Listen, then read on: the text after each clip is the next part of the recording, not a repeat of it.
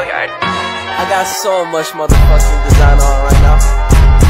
Break it down, bring it back, make it clap. I got 3 old thoughts, new block, where that thing. Bitches on my line, and you know. Selamat pagi adik-adik. Selamat pagi Ibu. Bagaimana kabar hari ini? Baik Ibu. Hari ini Ibu akan memberikan layanan tentang observasi karir. Tapi sebelum itu Ibu meminta satu orang untuk memimpin kita dalam doa.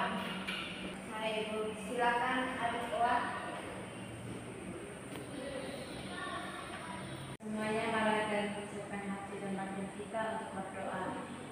Berdoa memulai.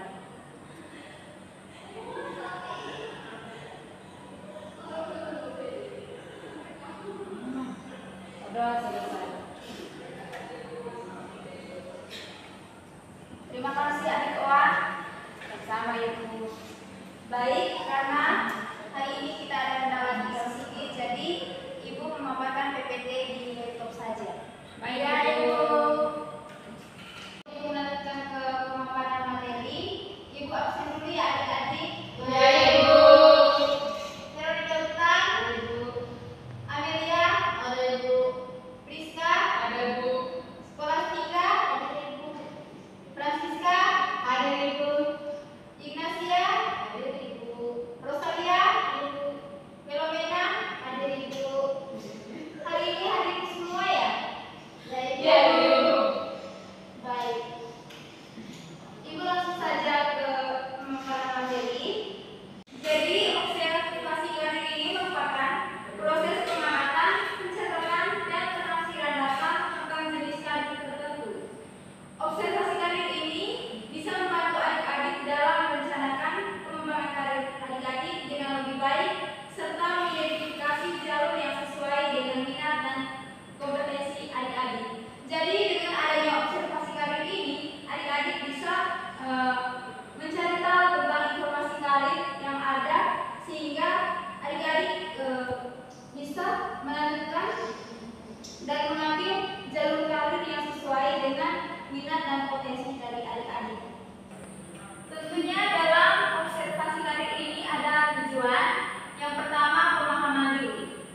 Jadi, sebelum adik-adik dapat merencanakan masa depan, adik-adik harus memahami dulu apa minat dan kompetensi adik-adik. Yang kedua, tujuannya itu persiapan diri. Tingkatkan keterampilan yang adik-adik miliki itu sangat penting. Jadi, dengan adanya observasi karir ini bisa mempersiapkan adik-adik untuk mengambil karir atau tujuan masa depan adik-adik. Yang ketiga, mengenal dunia kerja.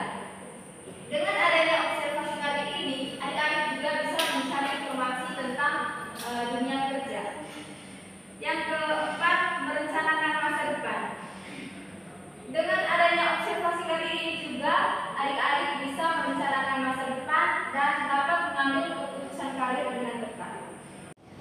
Selain dari tujuan observasi karir, ada juga beberapa manfaat dari observasi karir. Yang pertama, adik-adik dapat memahami karakteristik adik-adik dan dapat memahami potensi yang dimiliki, serta dapat berfungsi optimal dalam karir dan dapat memilih jurusan yang sesuai dengan minat dan bakat adik-adik. Dengan adanya observasi karir ini, itu bisa membuat adik-adik memahami karakteristik adik-adik dan memahami minat dan potensi dari adik-adik. Sehingga dengan memahami minat dan bakat, adik-adik bisa memilih jurusan sesuai dengan bakat dan minat adik-adik. Yang kedua, adik-adik mampu membentuk pola pikir atau pola karir tertentu dan mampu mempersiapkan apa saja yang perlu atau yang diperlukan dalam kesuksesan karir di masa depan. Dengan adanya observasi karir ini, adik-adik mencari tahu apa saja hal yang harus dipersiapkan untuk melanjutkan karir atau mengambil karir di masa depan. Yang ketiga, manfaat dari observasi karir ini juga dapat mengenal dunia pekerjaan dan dapat memilih pekerjaan sesuai dengan bakat dan minat. Yang ketiga, Yang keempat, manfaat dari observasi karir ini juga dapat merencanakan langkah-langkah konkret untuk mewujudkan perencanaan karir yang realistis. Selain tujuan dan manfaat dari observasi karir ini, ada beberapa langkah-langkah untuk mengobservasi karir. Yang pertama yaitu mengenali potensi diri. Dalam mengenali potensi diri itu, adik-adik terlebih dahulu mengenali diri sendiri dari adik-adik seperti bakat, minat. Untuk mengenali bakat dan minat ini, adik-adik bisa mengikuti tes bakat dan minat. Yang kedua, dalam memahami potensi diri ini, adik-adik jangan pernah menghakimi diri sendiri. Jadi kalau misalnya ada kegagalan, adik-adik tidak menyalahkan diri sendiri, seperti kalau misalnya ada kegagalan ini, kenapa saya tidak bisa? Jadi adik-adik harus tetap memperjuangkan dan mencoba lagi atas kegagalan itu.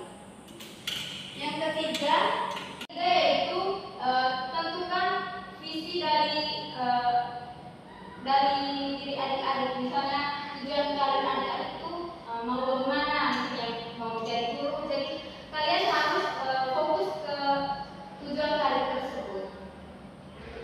Yang kedua, selain mengenali potensi diri, langkah yang kedua yaitu mengenali dunia kerja.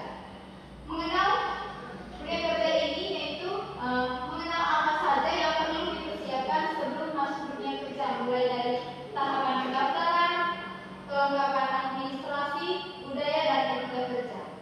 Tentunya sebelum adik-adik masuk ke dunia kerja itu, adik-adik mengenali dulu bagaimana jenis pekerjaan yang adik-adik ambil nanti, dan tentunya di situ adik-adik mencari tahu tentang informasi pendaftaran pekerjaan tersebut seperti administrasi, dan yang terakhir yaitu adik-adik bisa mengenali budaya dan etika kerja. Tentunya dalam dunia pekerjaan itu ada yang namanya etika kerja. Jadi dengan observasi karir ini, adik-adik bisa mencari informasi tentang etika dalam dunia pekerjaan. Adik-adik sudah capek ya? Iya, Ibu. Jadi mungkin ada dari adik-adik yang bisa memberikan ice breaking lebih dari Ibu. Silakan adik Amelia. Silakan teman-teman berdiri. Oke, teman-teman kita ini apa ya, mari.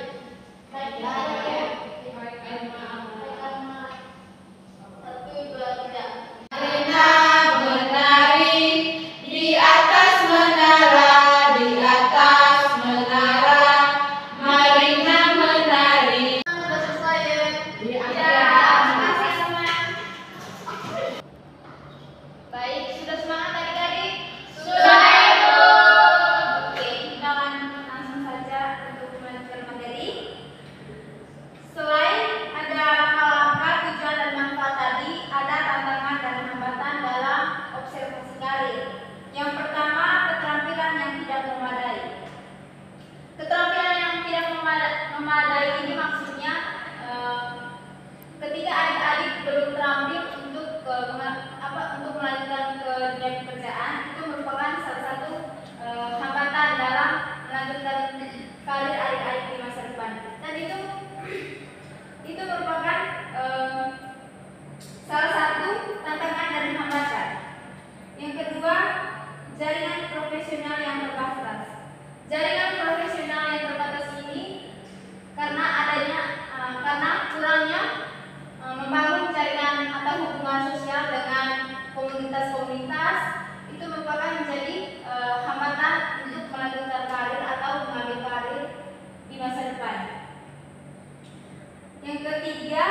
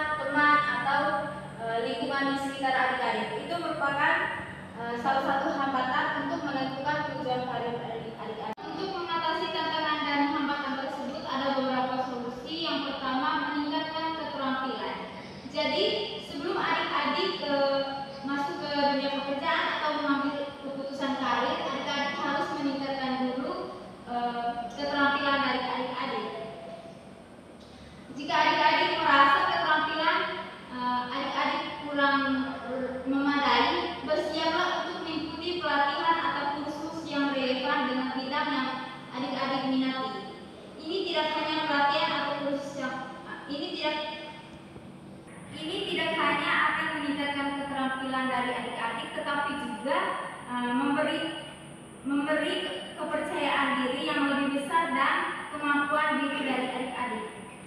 Selain meningkatkan keterampilan, solusi yang kedua yaitu memperluas jaringan profesional. Memperluas jaringan profesional di sini yang dimaksud seperti mengikuti komunitas-komunitas.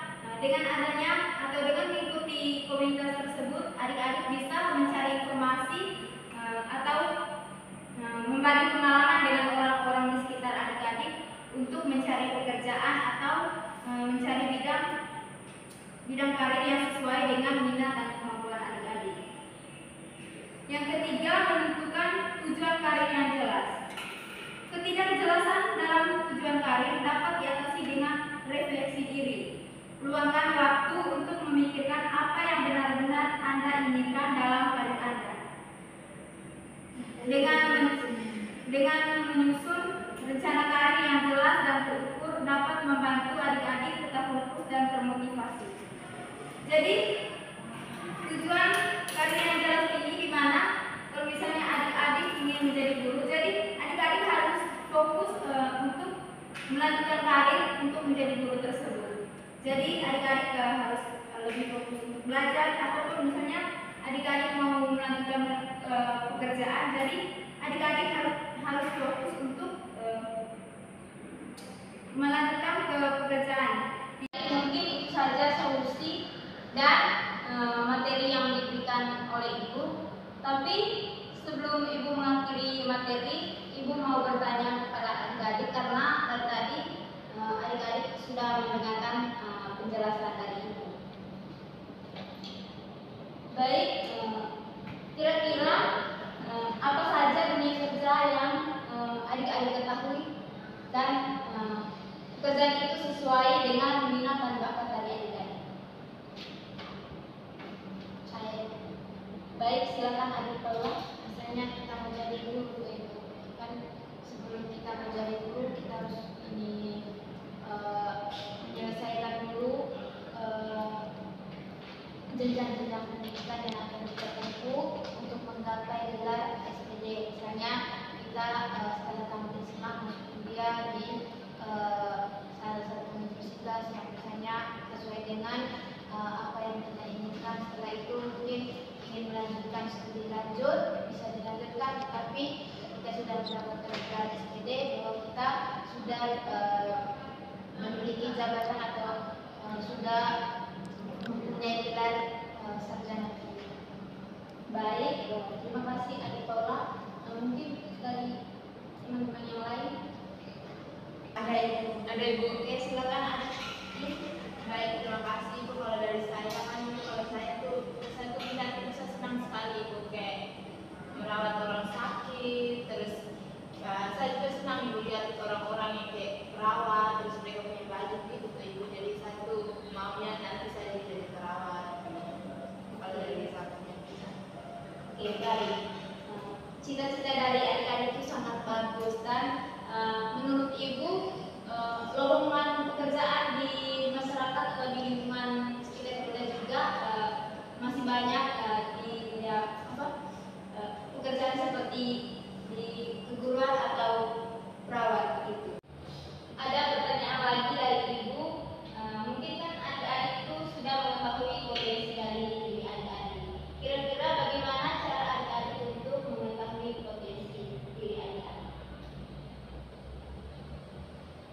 Silakan Adik Rizka. Baik, terima kasih Ibu. Jadi kalau menurut saya, bagaimana cara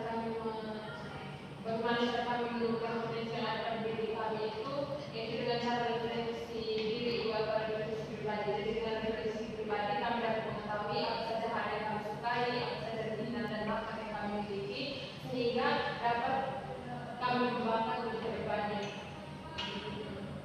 Baik, luar biasa Adik Rizka. Kita berikan baik, mungkin itu adalah salah satu cara untuk mengetahui potensi diri dari kita semua. Jadi Ibu akan memberikan kesimpulan tentang pelayanan kita terkait observasi karir hari ini. Kesimpulannya, observasi karir ini sangat penting bagi individu dalam memahami potensi diri seperti bakat, minat, dan hal ini sangat berpengaruh pada karir dan masa depan individu. Sehingga dengan demikian, adanya observasi karir ini bisa membantu individu dalam mempersiapkan diri untuk memasuki dunia kerja atau mencapai tujuan karir.